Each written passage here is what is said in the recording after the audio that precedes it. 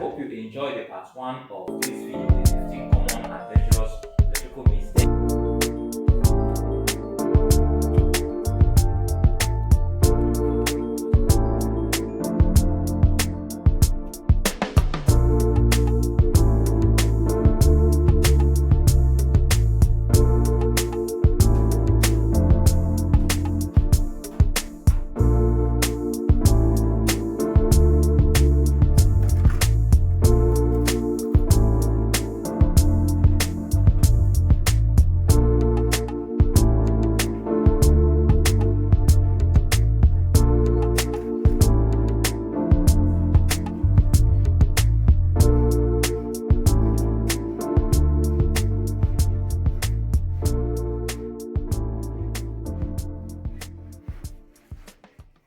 Hello wonderful people, you're welcome back to this channel. In today's video I want to continue from where we stopped. In our previous video we looked at the 15 common and dangerous electrical mistakes people make unknowingly, especially the non-electricians. So today, whether you are an electrician or a regular user of electric, don't say I am not an electrician, I don't need this knowledge. For the fact that you make use of electricity at home, at office, or any other place, that is why you need to grab this knowledge. Knowledge, they say, is power. So whatever it is, I want to tell you, I want to encourage you to grab this knowledge. Make sure you don't skip any part of this knowledge, because we are going to open up to you, we are going to show you some of the secrets that may expose you to electrical dangers. So I know this knowledge will help you a lot, because knowledge to things like this will help you even in the future to run away from electrical hazards. You and I know that electricity doesn't forgive mistakes. So today we are going to look at these following mistakes. So come with me. Number 8, we are going to look at number 8, which is overcrowding the DB with conduit pipes. Overcrowding the DB with conduit pipes, we are going to look at it. Number 9 is not saving the vital part of the distribution board or your consumer unit while the installation is going on. During installation, you need to save the vital part of the DB. Number 10 is not considering the standard height for the DB during installation. We are going to look at the standard height. Not considering the standard height is a mistake. Number 11 is not minding whether your conduit bends are sharp or not. So, not minding whether the conduit bends are sharp or not, it is a mistake. It's an electrical mistake, especially for electricians. Number 12 is exceeding more than 2 right angle bends. When you are doing your installation, the installation of the conduit pipes, exceeding more than 2 right angle bends, it is not right. The 13th mistake is not using lubricant during cable pulling or during your wire fishing. No, number 14 is not cutting cable twisted ends immediately after fishing your cables or your wires. Then the last but not the least is hiding cable joint inside your conduit pipes during wiring. So these are the things we are going to be looking at in this part 2 of our video. So in the first one, we are going to look at overcrowding the DB with conduit pipes. Overcrowding the DB with conduit pipe is not just a mess. It is a safety hazard that can increase the heat. The DB will be heated over time. It will be heated with time, and this can increase the risk of short circuits. It can damage your cables. It can come up with fire outbreak. So these are some of the things that we need to avoid. We need to avoid it because sometimes there may be a short circuit as a result of heat. The assumed space, the supposed space or the assumed space, the space that should be left for the cables to breathe, where the flow of air will freely cool the inner parts, the cables will receive a kind of cooling. The space will no longer be there. And when the space is no longer there, it will be heated over time.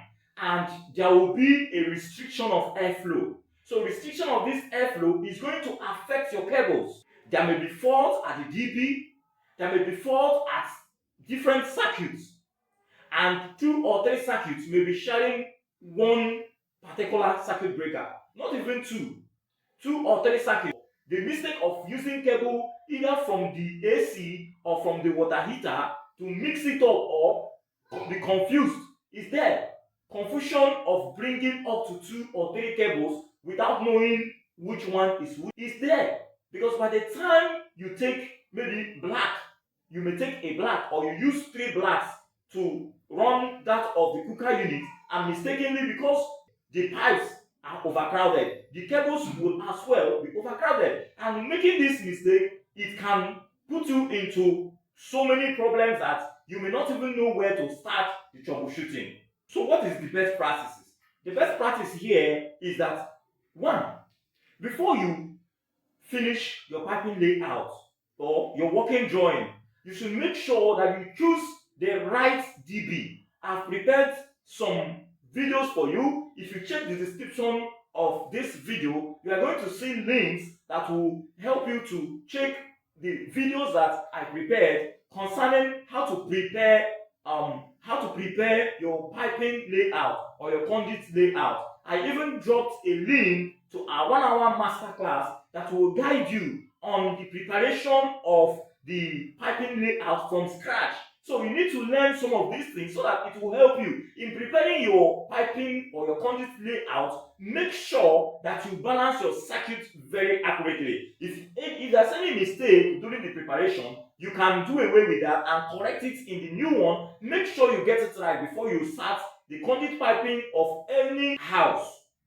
Now, after that preparation, by the time you start the conduit piping, make sure that the DB is prepared. Don't wait until you get to the DB before you start planning on how to enter into the DB. What you need to do is, the time you get your DB, make sure you open all the openings so that the coupling of the distribution board or your consumer unit will not be an issue for you. Because I noticed that most of our beginner electricians, what they do is that they don't prepare their consumer unit before they get to that point. So what they do is, by the time they get to the location or the position, the assumed position where they need to put their distribution board, they will just run all the wires and gather all the pipes, all the conduit pipes. The pipes that may enter, the pipes that are supposed to enter the DB, let's assume it's supposed to be 12 or 16. You will see that at that particular location, you will see up to 30 pipes.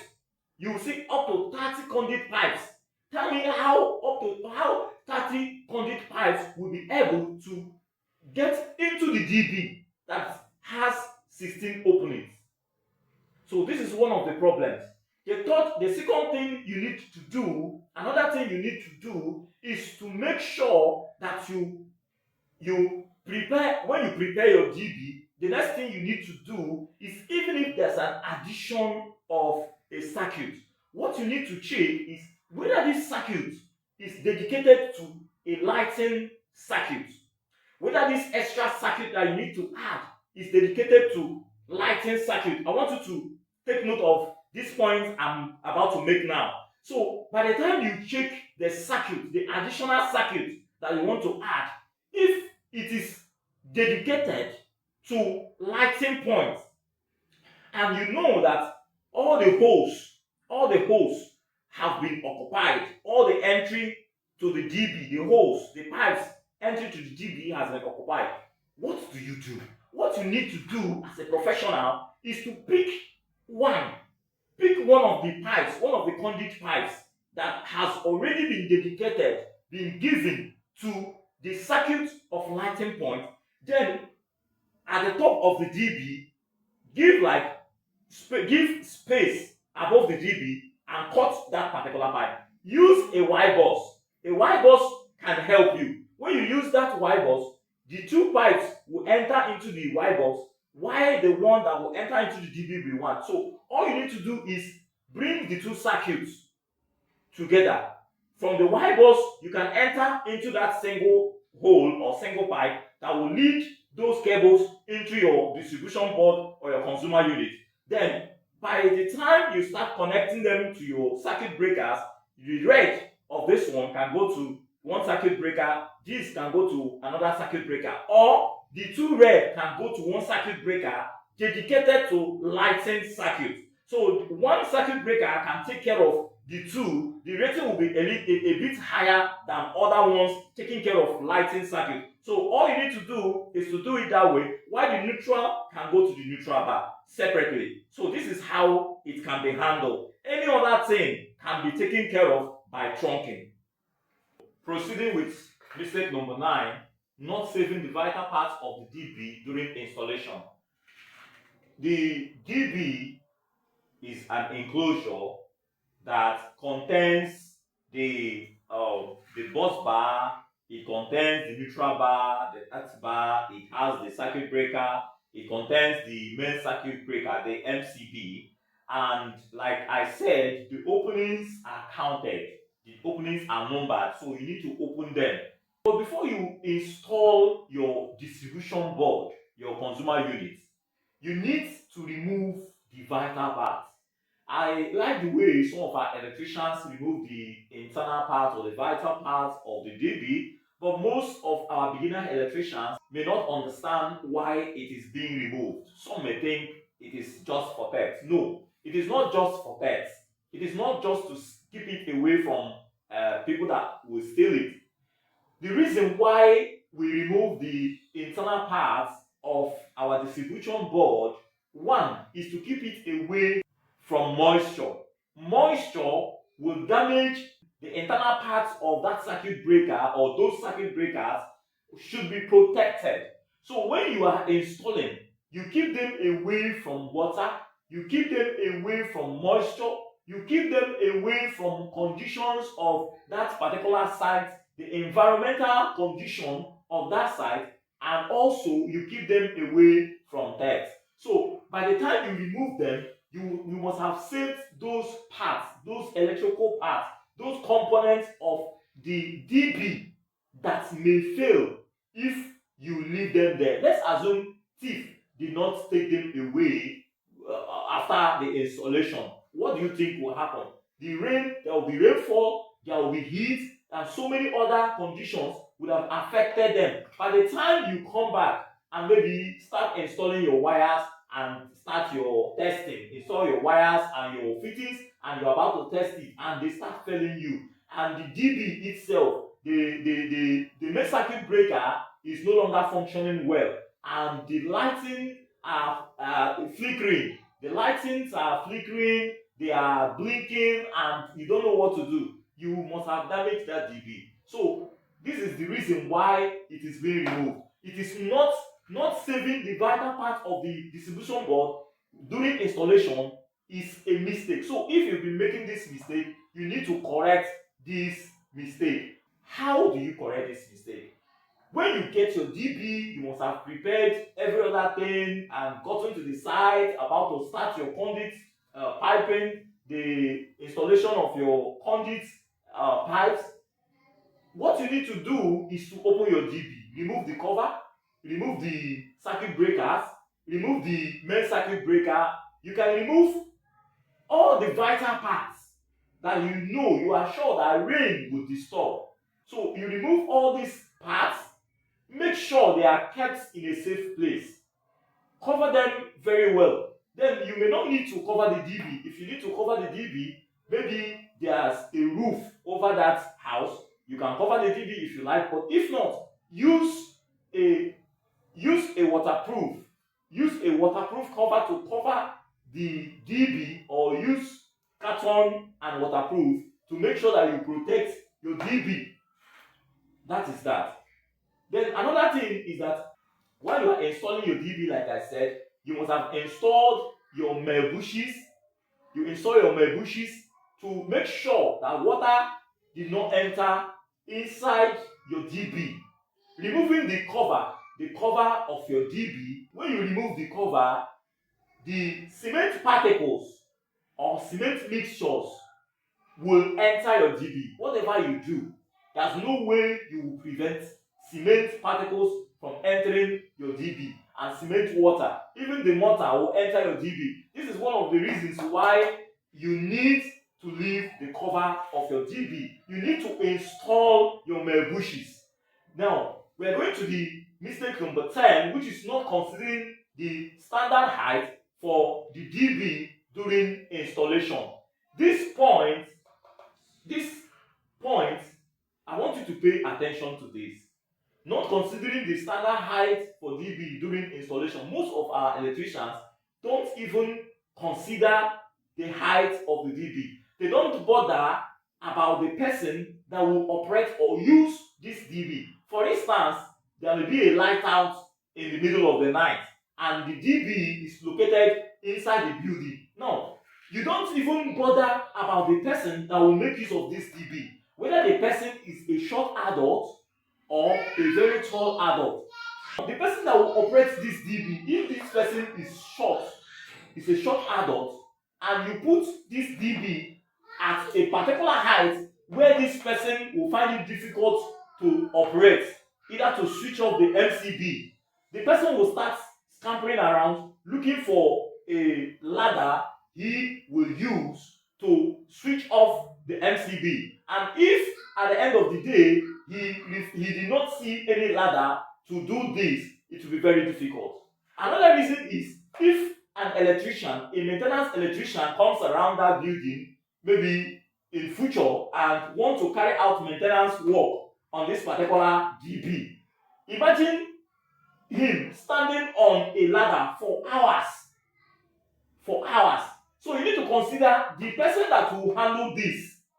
You don't necessarily need to stand on ladder.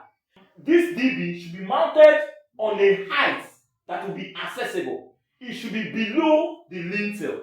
So that even if the person has to use a bench may be manageable, a chair or something like that. The assumed height of the DB should be between 1.2 to 1.5 meters.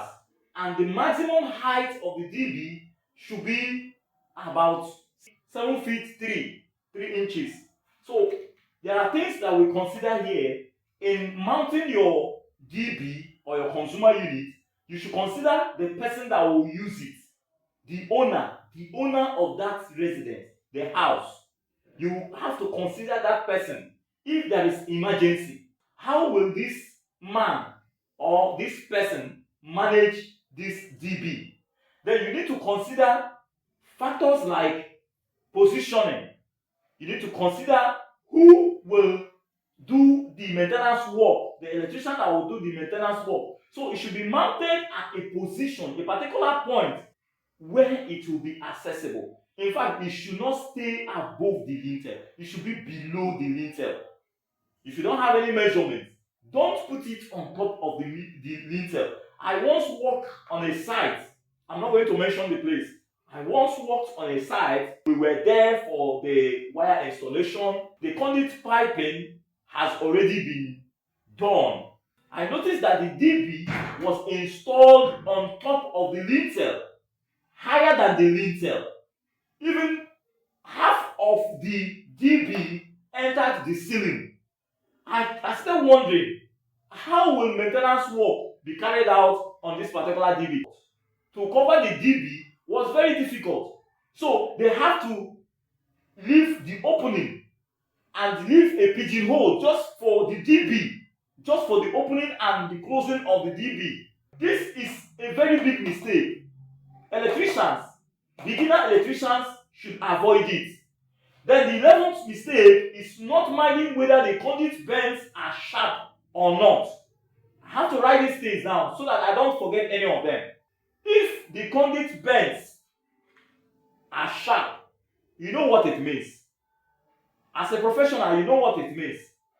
If your apprentice does this kind of work, you know what it means. This kind of work will give you the punishment of your life. One, let me tell you, during your wiring, for instance, it will give you difficult times such that the time meant for the pulling of the wire or the fishing of the cables will be multiplied. Because It could either damage your cables, even when you lubricate them, it will damage your cables. Even after lubricating them, you try to lubricate and lubricate with lubricants, it will be very difficult for you to pull your cables. It will damage your cables if care is not taken. It will peel off the insulation. It can cut the copper inside. It can cause burn. It can cause a lot of damages.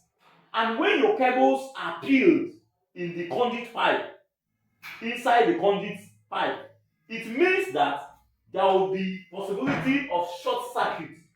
It could cause short circuit. It could cause damage of one of your cables or even all your cables. It will be very difficult. It will be just like when the bends are too many. When the cable is passing through many bends, many conduits bends, it will be very difficult for you to pull or for you to fish. Even the fishing tape or the fisher will be difficult to pass through the bend. What are the remedies? What you need to do is to make sure that you check your bends very well. Make sure that your bends are not smaller than 90 degrees. You need to make your bend bogus a bit such that it will not be difficult for you to pull. At times you may not have that strength and the enough energy to pull it. So in order to fasten work, you need to make sure that your bends are not sharp. Not only that, sharp bends will not be okay for the cable because your cables will, yes, it will find it difficult to travel, and your cables may have extended such that if your cable, for instance, is 2.5, before it gets to the other end, it must have reduced. The diameter of each of the cables may have reduced to 1.5. So these are the consequences of these mistakes. So the best practice is that you make sure that your bends, you maintain a 90 degree, or it may not even be up to, or it may be more than 90 degree, 95 degree or something like that, instead of making it sharp like 30 degree or 25 or 40 degree. No, it is sharp. So you need to check your bends.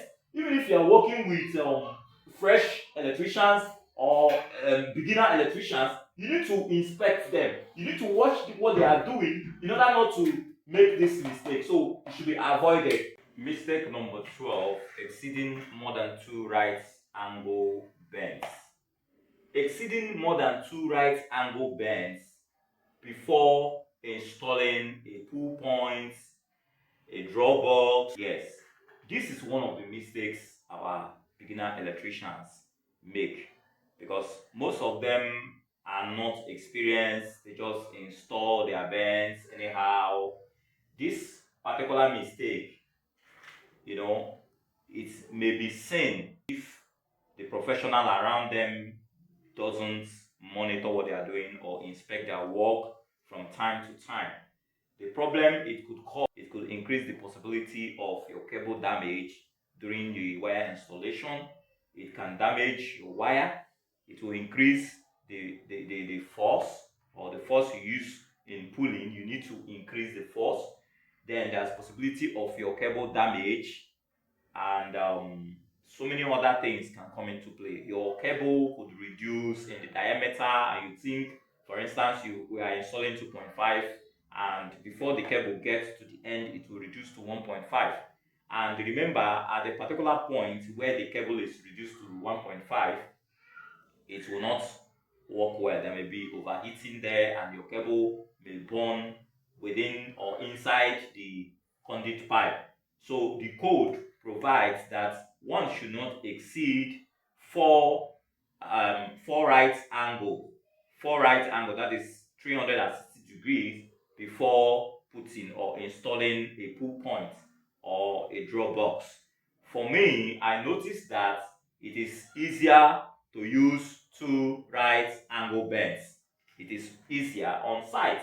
It is very easy for you to make use of 2 right angles before you get your draw box or your pull point. or inspection boxes. So always take note of this. It is a mistake because it can, instead of reducing the time of your work hours will be increased. And if this is a job you are looking at, you want to finish this job in a week time, it can take more than a week. Sometimes you have to start breaking the wall you want to fish your cables, or if the cables are on the ceiling, you have to go in, someone will be tapping it. Imagine the time. The person may have something else he should be doing, and he will leave whatever thing he's doing over there to try to assist in correcting this mistake. So we should learn how to manage our right angles. This one is not that the angles are sharp. We're not talking about sharp. We've seen about sharp and right angles. This time around, we are talking about exceeding the number of right angle bends. So don't exceed. If 3 works for you, fine.